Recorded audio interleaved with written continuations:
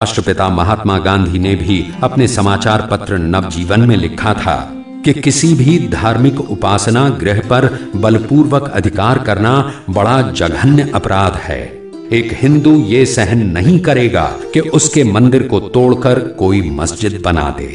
जहां कहीं भी ऐसे काम हुए हैं वो चिन्ह धार्मिक गुलामी के हैं। हर देश, हर समाज इन निशानियों को मिटा देना चाहता है। राष्ट्रवाद की पहली शर्त भी यही है। जब भारत गुलाम था तो दिल्ली की सड़कों पर किंग एडवर्ड V और विक्टोरिया की प्रतिमाएं लगी हुई थी। आज उनको हटा करके म्यूजियम में रखा गया है। क्यों?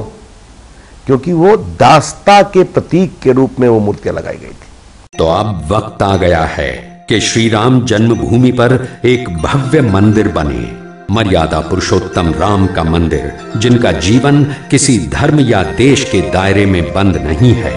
वो मंदिर जिससे मानवता का संदेश सारी दुनिया को जाए। उस मंदिर के निर्माण का महान कार्य शुरू भी हो चुका है।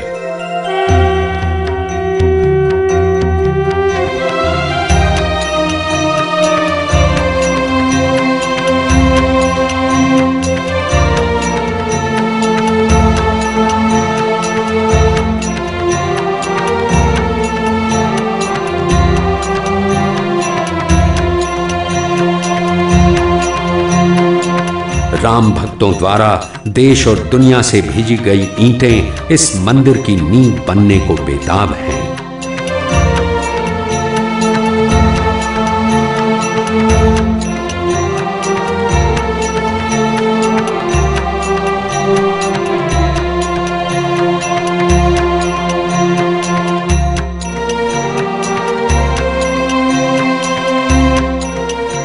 लेकिन राम भक्त चाहते हैं कि अदालत के फैसले का सम्मान हो और सामाजिक सद्भाव बना रहे।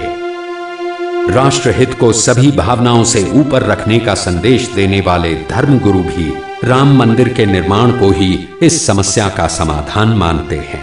सुझाव दोनों पक्ष को है। चूंकि राम मंदिर, मैंने कहा कि राम मंदिर करोड़ों लोगों की आस्था का केंद्र है, और मैं सवाल करता हूं कि राम मंदिर अयोध्या में नहीं बनेगा तो क्या कराची में बनेगा? लेकिन श्री राम जन्मभूमि का विरोध करने वाले इसे स्वीकार नहीं करते। वो तो उसी स्थान पर मस्जिद बनते देखना चाहते हैं। आजादी के ठीक बाद जिन्ना की जिद पर मुसलमानों के लिए पाकिस्तान बना, लेकिन इसके बावजूद हिंदुस्तान को धर्मनिरपेक्ष राष्ट्र घोषित किया गया।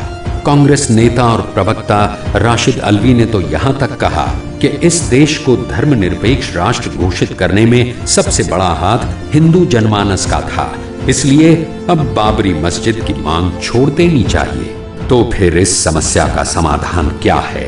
क्या अदालत का आदेश अंतिम उपाय है? क्या इस पर सियासत बंद हो जाएगी? क्या अंतिम फैसला आते ही सभी संतुष्ट हो जाएंगे? ये सब तो हम चूंकि आने वाली पीढ़ियों के सिर पे छोड़ के जाना चाहते हैं।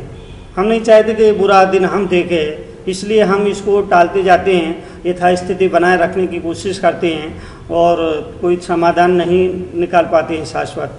तो ये ठीक नहीं है, क्योंकि कभी ना कभी कहीं ना कहीं आने वाली पीढ़ियों को इसका सामना करना पड़ेगा। तो मुझे लगता है कि इसका निर्णय होना चाहिए और निर्णय होने के बाद इस पर अमल होना चाहिए। भारत सरकार ने 1993 में श्री राम जन्मभूमि पर एक श्वेत पत्र भी जारी किया था, जिसमें यह कहा गया था कि अगर ये सिद्ध हो जाए कि विवादित जगह ही श्री राम जन्मभूमि है तो ये जमीन हिंदुओं को दे दी जाएगी। अदालत के आदेश और हिंदुस्तान की परंपरा के आधार पर ये जमीन स्वतः ही हिंदू जनमानस की भावनाओं का आदर करते हुए हिंदुओं को सौंप दी जानी चाहिए, क्योंकि हमारी परंपरा सह अस्तित्व की रही है और ये दुनिया के लिए एक मिसाल है। हमारी जिम्मेदारी इस परंपरा को आगे बढ़ाने की है।